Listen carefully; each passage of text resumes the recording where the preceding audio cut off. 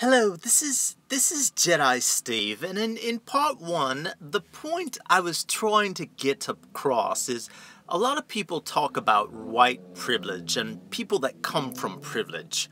I personally came from privilege, and one of the things I want to expound upon you is to understand that privilege alone isn't bad.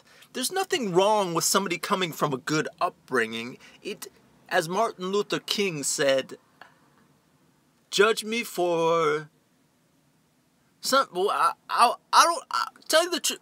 I'm having trouble with this English accent.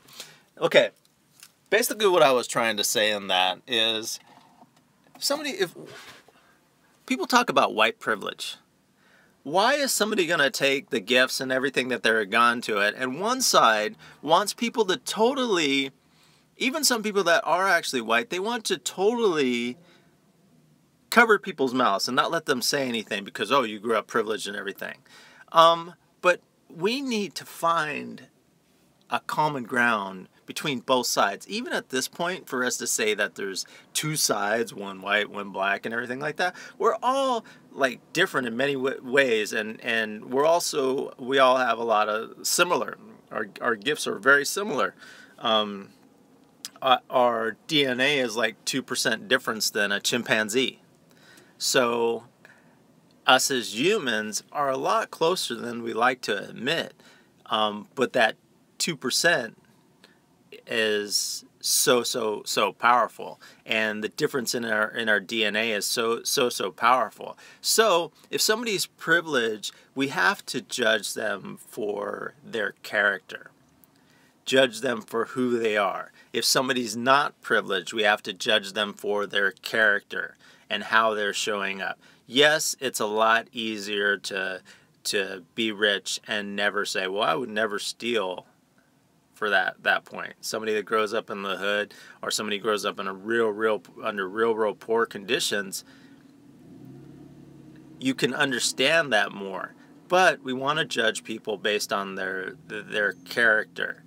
And I think people that are trying, the social justice warriors that are trying to censor people, because I'm a big freedom of speech person, those social justice warriors that are trying to censor the privileged white people and the privilege and everything that are coming across that, the ones that are trying to censor those people are doing the exact same thing. It's very hypocritical. They're doing what was done to them for years, and that's not how we progress.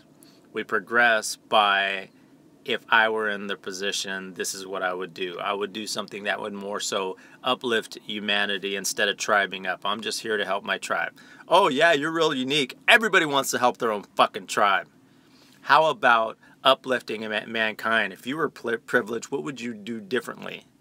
And can you keep that same level of vibration and that same thought when you are actually privileged, when you're putting yourself in a privileged situation, when you're in a place that you're going to hire somebody that's different from you, when you're going to listen to somebody that is different than you, opposed to doing the same thing that everybody's done throughout humanity.